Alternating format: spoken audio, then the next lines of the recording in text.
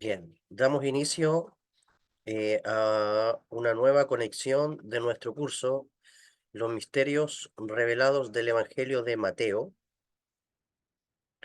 Hoy, con el favor del Creador, vamos a compartir, a revelar el secreto número 54 de nuestro curso.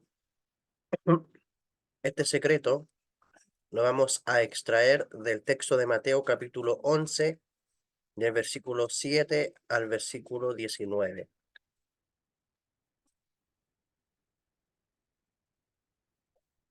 Aquí proyectamos la pantalla. Mateo capítulo 11, verso 7 al verso 19. ¿Ya? Esta corresponde a la clase 55. Bien, vamos a crear la vasija. Es decir, vamos a pasar eh, al texto literal para ver de qué se trata el escrito y luego nos adentramos a los misterios, ¿ya? A los secretos descifrados que hay en este texto. Vamos a dar lectura y dice así, Mateo capítulo 11, verso 7 al 19, le puso 9, 19. Dice, mientras ellos se iban, comenzó Jesús a decir de Juan a la gente, ¿qué saliste a ver al desierto? ¿Una caña sacudida por el viento? ¿O qué saliste a ver? ¿A un hombre cubierto de vestiduras delicadas? He aquí, los que llevan vestiduras delicadas en las casas de los reyes están. ¿Pero qué saliste a ver? ¿A un profeta? Sí, os digo, y más que profeta, porque este es de quien está escrito, he aquí yo envío mi mensajero delante de tu faz, el cual preparará tu camino delante de ti. De cierto os digo, entre los que nacen de mujer, no se ha levantado otro mayor que Juan el Bautista, pero el más pequeño en el reino de los cielos, mayor es que él. Verso 12. Desde los días de Juan el Bautista hasta ahora, el reino de los cielos sufre violencia, y los violentos lo arrebatan, porque todos los profetas y la ley profetizaron hasta Juan. Y si queréis recibirlo, él es aquel Elías que había de venir. El que tiene oídos para oír, oye. Más, ¿a qué compararé esta generación? Es semejante a los muchachos que se sientan en las plazas y dan voces a sus compañeros diciendo, os tocamos flauta y no bailasteis, os endechamos y no lamentasteis, porque vino Juan, que ni comía ni bebía, y dicen, demonio tiene. Vino el Hijo del Hombre, que come y bebe, y dicen, he aquí un hombre comilón y bebedor de vino, amigo de publicanos y de pecadores. Pero la sabiduría es justificada por sus hijos. Este es el texto de base. ¿Qué secretos habrán aquí? Fíjense que a nivel literal podría compartir muchísimas cosas. Usted ve que así como la Torah tiene 4 niveles, también uno podría aplicar esa regla de comprensión en estos textos. ¿Ya? Eh,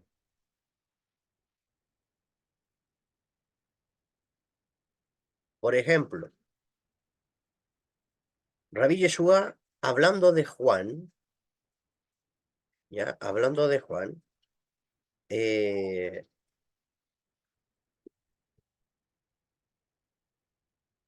dice que Juan es un profeta. Y dice, ¿pero a qué saliste a ver? Pregunta, ¿a un profeta?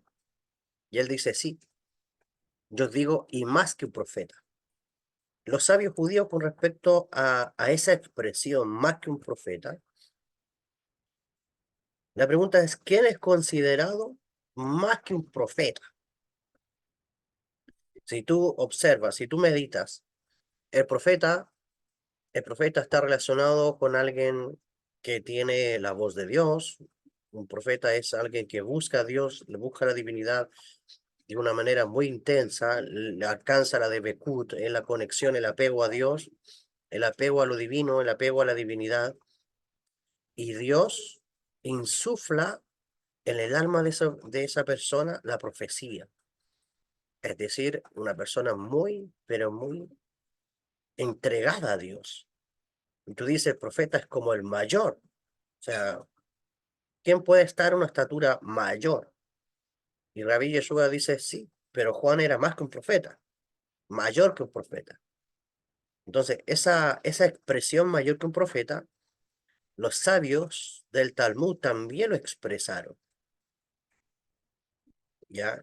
Por ejemplo, el Talmud en el tratado Baba Batra, en la página 12a, en el folio 12a, Ameimar enseñó que un sabio es más grande que un profeta. Es decir, ¿quién puede ser alguien más grande que un profeta? Un sabio. Y, por ejemplo, Rabí Abdimi de Haifa dice, desde el día que el templo fue destruido, la profecía fue quitada de los profetas y entregada a los sabios. La Gemara expresa asombro. ¿Eso significa que un sabio no es apto para ser profeta? Rabí Abdimi parece decir que se trata de dos categorías distintas de personas. Pero la Gemara explica. Esto es lo que dice Rabí Abdim. Aunque la profecía fue quitada de los profetas, no fue quitada de los sabios. Amaimar dijo, y un sabio es mayor que un profeta, como está escrito en el Salmo capítulo 90, verso 12, y un profeta tiene un corazón sabio. Es decir, que es sabio. Cuando se hacen comparaciones, ¿quién se compara con quién? Hay que decir que lo menor se compara con lo mayor. Aquí también se compara la profecía con la sabiduría, lo que indica que la sabiduría es mayor que la profecía. ¿Ya? O sea, sabio en hebreo se dice jajam, ¿ok? Un hombre sabio. Y según la Kabbalah, sabio es aquella persona que conecta con la sabiduría de Axilut, con la sabiduría del mundo espiritual, con la sabiduría de la emanación divina, con la sabiduría intuitiva, con la sabiduría que viene de Jojumá, con la Kabbalah, con aquella sabiduría celestial.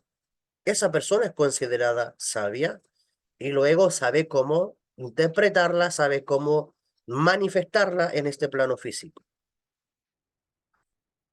¿Ya?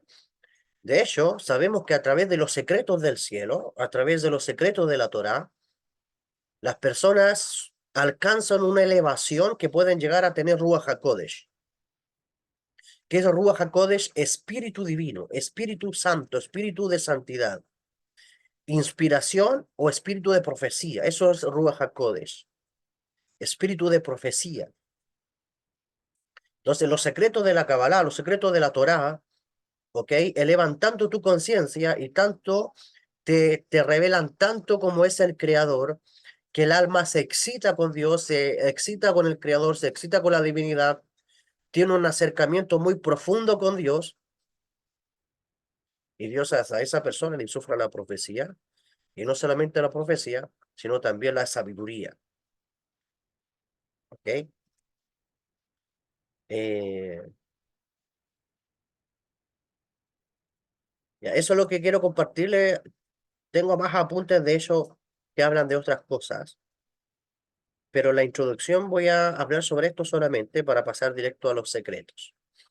Ya quería como adornar con esa introducción para que quede claro. Ya en muchas religiones como que la profecía fuera lo máximo, como que si fuera la máxima autoridad, pero lo máximo es la sabiduría. ¿Ya? De hecho, la sabiduría igual viene de la misma dimensión de donde viene la profecía, pero la sabiduría es lo que trae luz, es lo que trae respuesta. La sabiduría, como decíamos acá, ya la profecía es la menor y se compara con la sabiduría, pero estamos hablando de una sabiduría espiritual. Estamos hablando de la sabiduría de la Torá, estamos hablando de la sabiduría de la Kabbalah.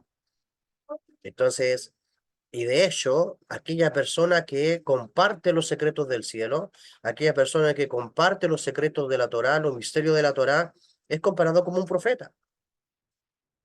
De hecho, cuando en el Nuevo Testamento el apóstol Pablo habla sobre los profetas y dice que es mejor profetizar que hablar idiomas, que hablar lenguas, el profetizar, perdón, el profetizar está relacionado con revelar los misterios de la Torá. Cuando vino la Ruach HaKodesh, cuando vino el espíritu de profecía, en la fiesta de Shavuot, la fiesta de Pentecostés, en Hechos capítulo 2, tú puedes leerlo ahí, se dice que ellos cuando recibieron la profecía, comenzaron a hablar las maravillas de Dios. Todos los judíos que estaban ahí empezaron a hablar las maravillas de Dios. Y el concepto maravillas de Dios es el mismo concepto que usa el rey David en sus salmos, cuando dice, abre mis ojos para ver las maravillas de tu Torah. Es decir, abre mis ojos para contemplar, para ver los secretos de la Torah. Eso dice el rey David. Y eso es lo que pasó con los judíos en la fiesta de Pentecostés. Comenzaron a hablar los misterios del cielo en los diferentes idiomas de los judíos que habían venido de otras naciones a celebrar la fiesta de Pentecostés, de Shavuot. Entonces, y Pablo en su carta a los Corintios, Rab Shaul de Tarso dice que es mejor profetizar que hablar lenguas, que hablar idiomas. Pero el profetizar está relacionado con revelar los misterios de la Torah, con hablar de las maravillas de la Torah. ¿Ve? Perfecto. Con esta introducción nos vamos a los secretos. ¿Ya? Nos vamos entonces secretos. Vamos al primer extracto.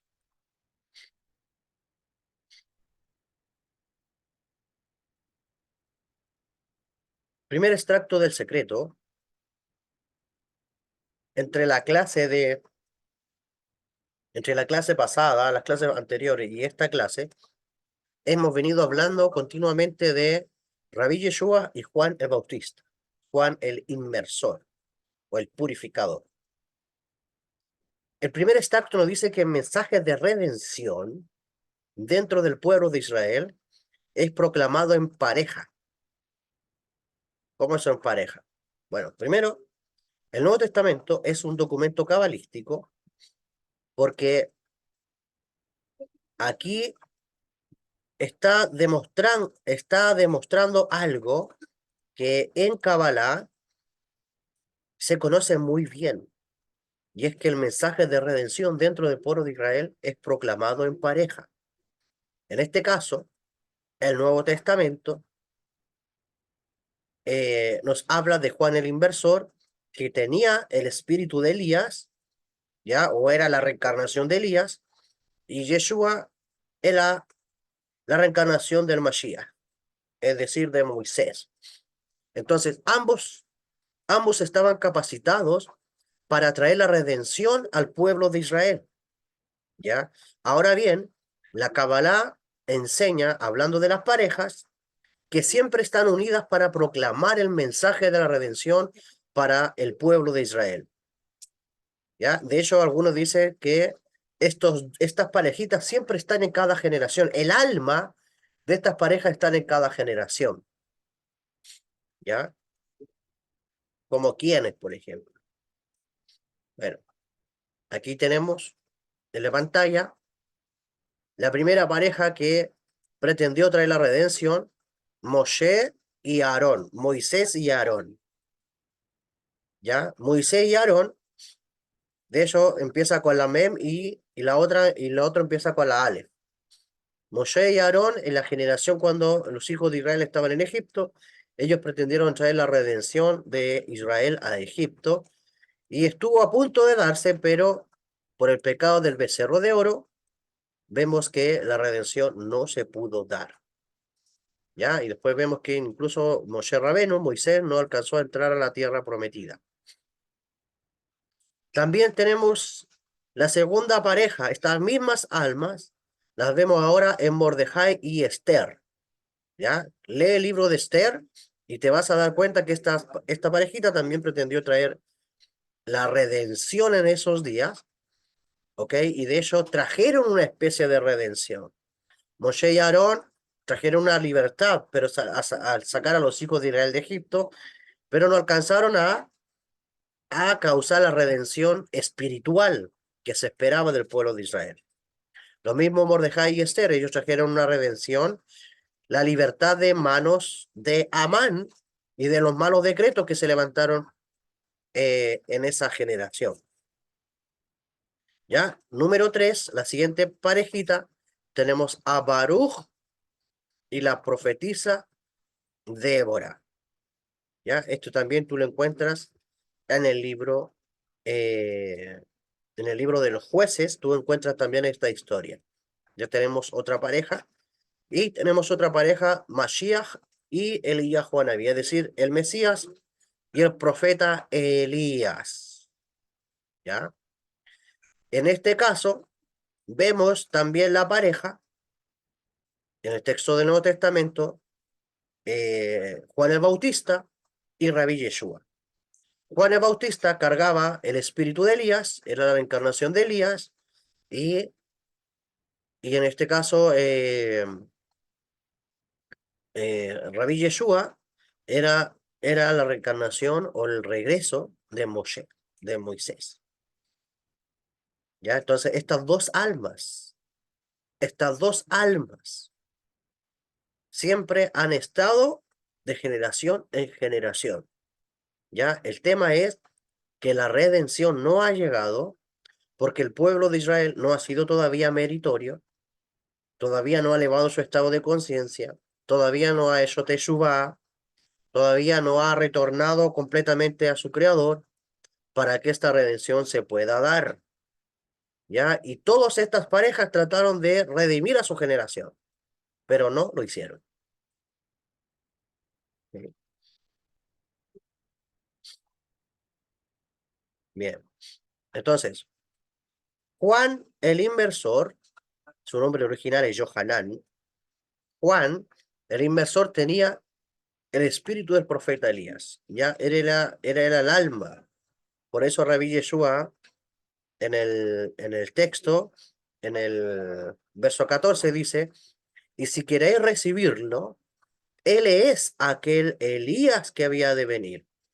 Porque los profetas anunciaron de que antes de la venida del Mesías, Elías, Juan había, el profeta Elías, tenía que venir primero y preparar el camino al Mesías. ¿Ya? Entonces,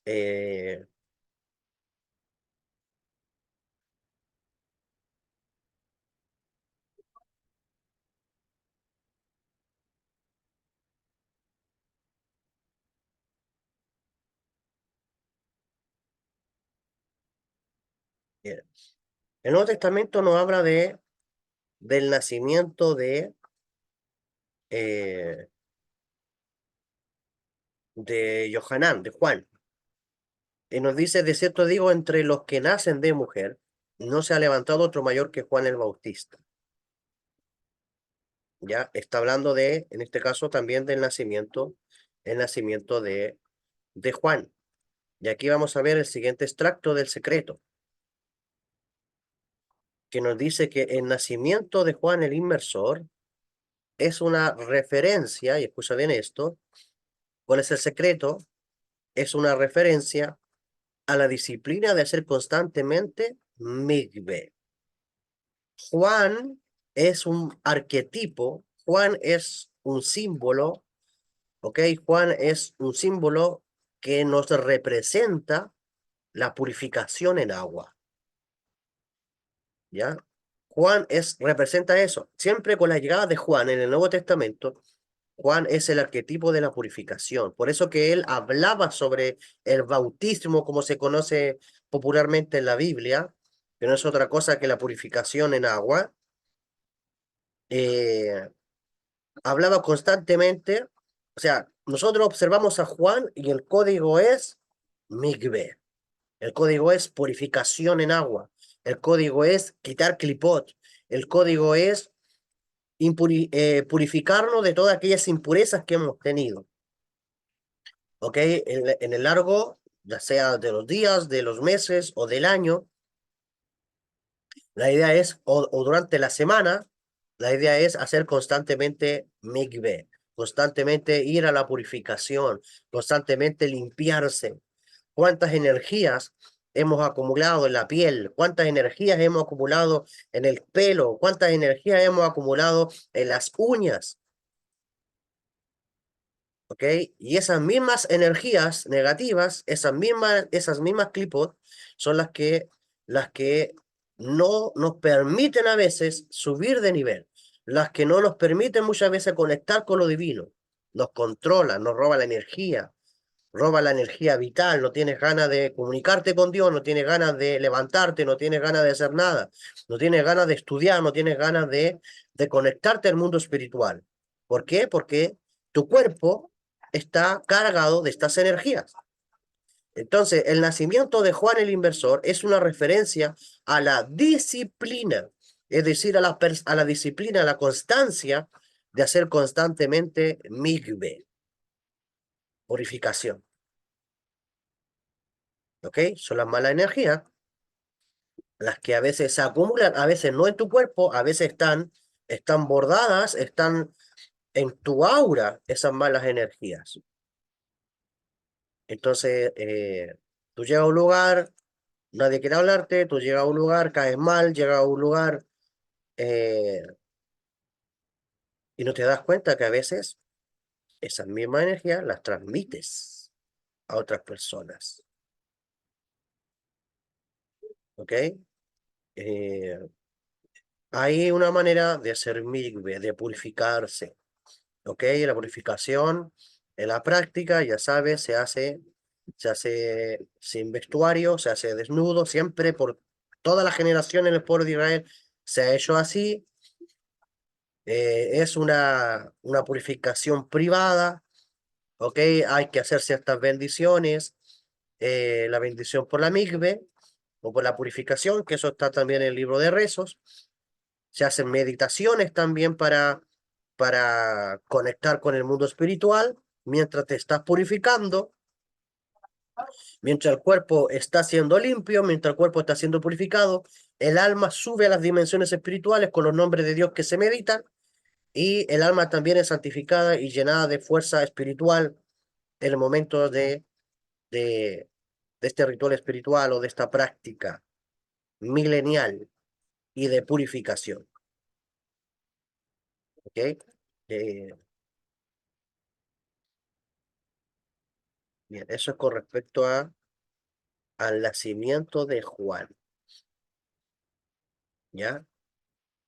Entonces, por otra parte, el nacimiento del que habla Yeshua, lo que acá dice, el texto que leemos, porque este de quien está escrito, no, perdón, el verso 11, de cierto os digo, entre los que nacen de mujer, no se ha levantado otro mayor que Juan el Bautista, pero el más pequeño en el reino de los cielos, mayor es que él. ¿Y qué significa esto? Hemos revelado algunos códigos con respecto a quien es niño o más pequeño. El nacimiento del que habla Rabí Yeshua es la iniciación en la doctrina secreta de la Torá. Es decir, aquella persona que se adentra a la doctrina secreta de la Torá, a los misterios de la Torá, a los misterios del reino de los cielos, a la sabiduría de la Kabbalah, esa persona, dice Rabí Yeshua, es mayor que Juan el Bautista. Acuérdate lo que decía el Talmud el pasaje que les leí al principio de la clase. ¿Ok? Que sabio es mayor que el profeta. ¿Ok? Pero ¿quién es sabio? Aquella persona, ¿ok? Que es más pequeño que Juan el Bautista. Y según el lenguaje de la Kabbalah, pequeño es aquella persona que se adentra en el estudio de los secretos de la Torá. Entonces, si la persona no se adentra al estudio profundo de los misterios de la Torá, entonces no es mayor que Juan el Bautista. Existe algo mayor que la profecía, y es la sabiduría espiritual. ¿Eh? Entonces, y dice que constantemente, dice, desde los días de Juan el Bautista hasta ahora, el reino de los cielos sufre violencia. ¿Ok? El reino de los cielos sufre violencia, es decir, las fuerzas del mal atacan violentamente a las parejas que intentan establecer el reino del cielo en la tierra. ¿Ok? Y como sabemos, la sabiduría de la Kabbalah, el cosmos está secuestrado.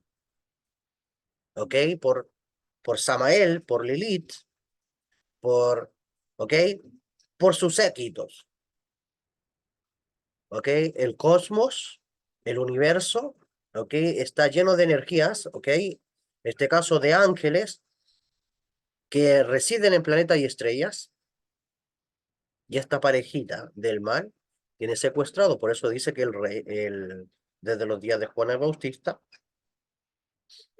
dice, los cielos sufren violencia. Entonces, eh, las fuerzas del mal atacan violentamente a las parejas que intentan establecer el reino del cielo en la tierra.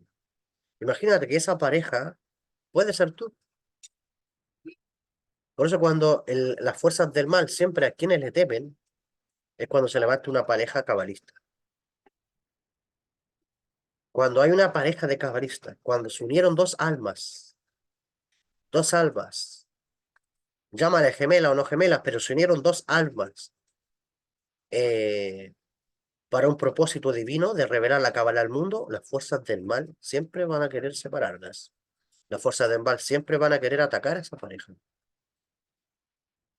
¿Veis? Imagínate, si tú estás casado, estás casada, eh, pero esa conexión, las fuerzas del mal la odian. Las fuerzas del mal odian la unión de las almas gemelas. Las fuerzas del mal odian, detectan y quieren destruir, quieren atacar. ¿Por qué? Porque es su amenaza. ¿Eh? Es su amenaza. Una pareja, ¿ok? Una pareja que se adentra en la doctrina de la Torá, la doctrina secreta de la Torá, que es la Kabbalah, es un enemigo para las fuerzas del mal. Esa pareja que conoce los secretos del cielo van a trabajar las dos grandes midot, las dos grandes cualidades que hay que rectificar en este mundo, la sexualidad y el hablar. ¿Ok? Esa pareja se vuelve creativa, esa pareja son manifestadores de los milagros de Dios en este mundo. Esa pareja, baja en el reino de Dios a la tierra, hacen que la presencia divina se entrone, ¿ok? En ellos. Dios insufla en esa pareja la profecía. Dios insufla en esa pareja almas de sadiquín, almas de justos que ayudan, que bajan de la dimensión espiritual, bajan a este mundo para ayudar a la redención. Tú no sabes lo que una pareja puede hacer. Y de hecho, este mundo está escaso de ese tipo de parejas también. ¿Por qué? Porque la mirada está en el ego, la mirada está en lo que puedo recibir, la mirada está en los asuntos de este mundo, la mirada está en los asuntos de la tierra, la mirada es qué beneficio puedo tener para sobrevivir. Nadie o pocos, no digamos nadie, pero pocas personas realmente aman la redención. Pocas personas aman la redención. Pocas personas no le interesa el tikkun olam. la rectificación del mundo.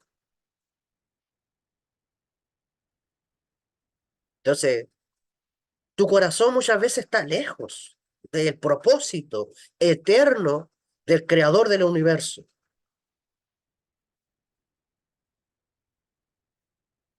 Tu corazón está desconectado de la redención, ¿sí? Y eres marioneta de un sistema, eres marioneta de tu ego, eres marioneta de tu deseo de recibir,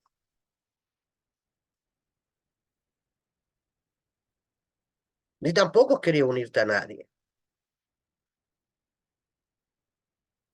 Entonces, este tema de unión de lo masculino y lo femenino, este tema de unión de almas. Entonces, como hay desconexión del creador, se buscan parejas desconectados. Su intención no es la voluntad del creador, sus propios fines personales, pero no la voluntad divina.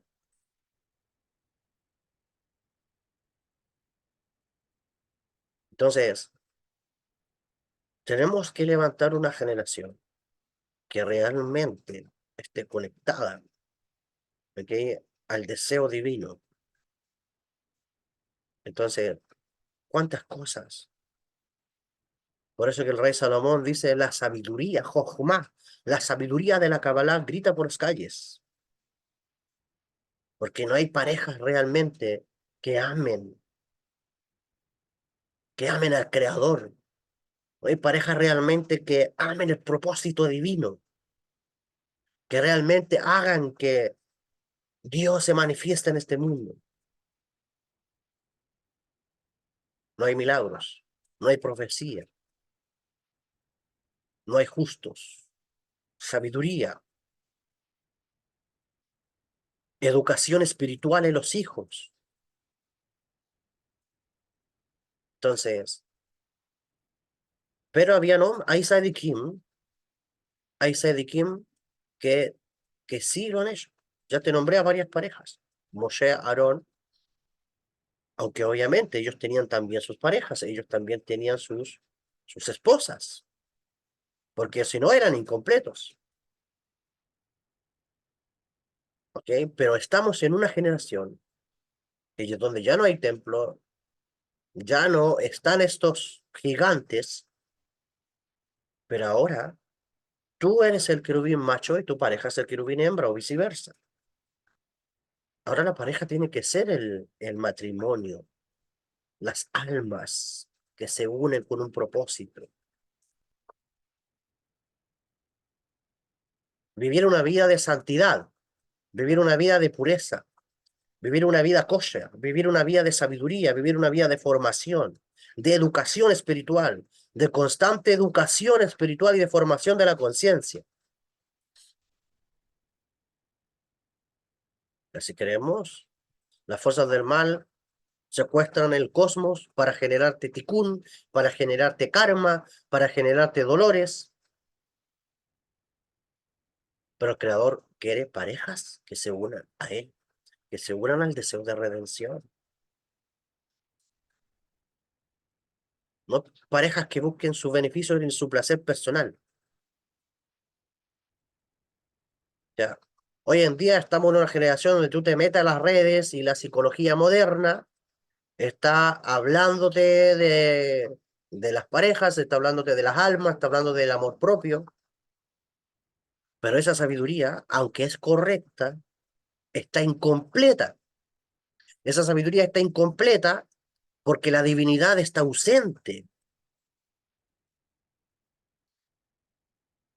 Muchas cosas de las que se dicen son correctas, son ciertas, pero la divinidad está ausente ahí, porque no parten de la premisa, ¿ok?, espiritual, sino emocional y tal vez psicológica, pero no del alma, no espiritual, no divina.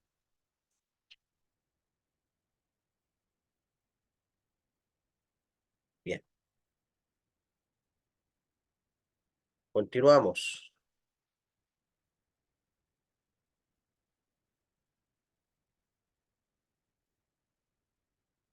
¿ya? La idea es que nosotros seamos las personas que dominemos las fuerzas del mal y no que las fuerzas del mal nos dominen a nosotros.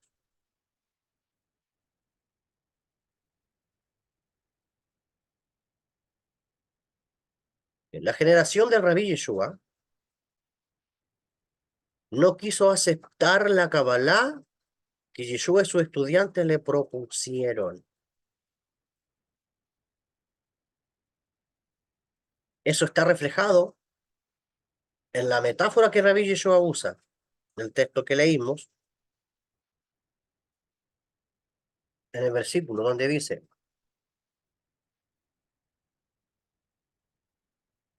en el verso 16, ¿más a qué compararé esta generación? Es semejante a los muchachos que se sientan en las plazas y dan voces a sus compañeros, etcétera, como dice ahí. Entonces, los niños o muchachos sentados en las plazas que dan voces es la misma analogía que yo les estaba diciendo lo que dice Ray Salomón en el libro de los Proverbios. Entonces, esos niños que dan voces son los estudiantes de la Kabbalah. Ese es el código. Así que cuando Rabí Yeshua dice, no temáis manada pequeña, se está refiriendo a los estudiantes de Kabbalah, a los estudiantes de los secretos del cielo. Cuando la Kabbalah está exiliada y nadie quiere acercarse a la Kabbalah, nadie quiere acercarse a los secretos de la Torah o no conoce los secretos de la Torah, las naciones oprimen al pueblo de Israel haciéndonos la vida amarga. Y este es el mensaje que Rabí Yeshua les decía a los de su generación.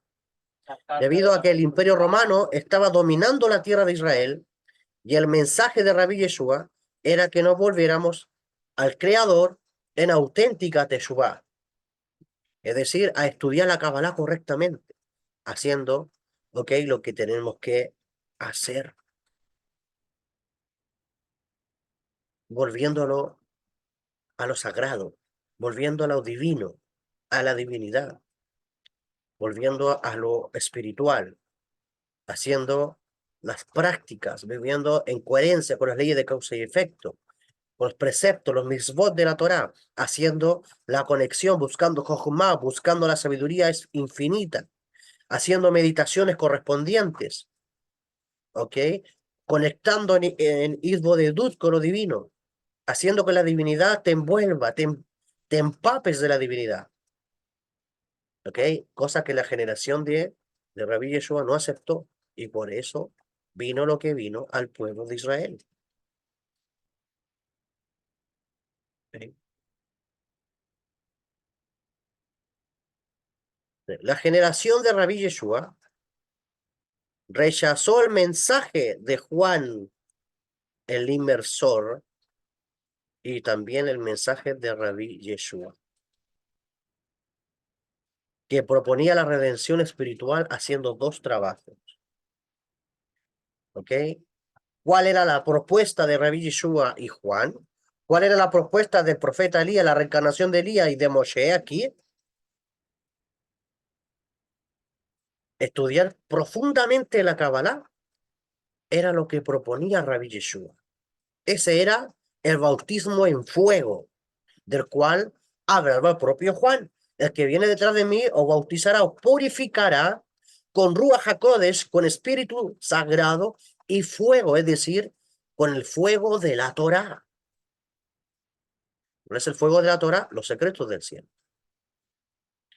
Y el otro, en este caso, Juan, la reencarnación de Elías, haciendo la disciplina de la migbe, que es una de las formas de elevar el estado de conciencia y traer santificación al alma y purificación al cuerpo. Perfecto. Dicho estas palabras, concluyo esta clase. ¿Ok? Secreto número 54, revelado.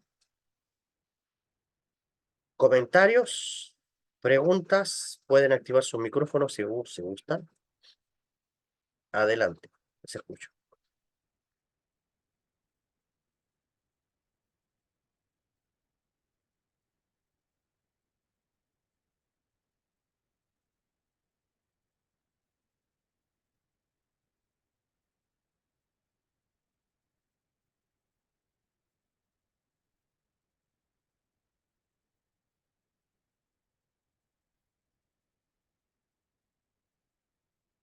Ok, no hay nada entonces, no habiendo comentarios ni preguntas.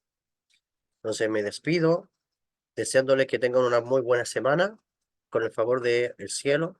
Nos vemos la próxima semana con el siguiente misterio, con el siguiente secreto. Ok, y a seguir la Kabbalah de Rabbi Yeshua, que es purificadora. La sabiduría nos lleve a la acción, a la meditación y a la toma de decisiones. Shalom, shalom. Nos vemos hasta la próxima. Shalom, maestro, gracias. Laila Tov. Laila Tov, buenas noches. Nos vemos.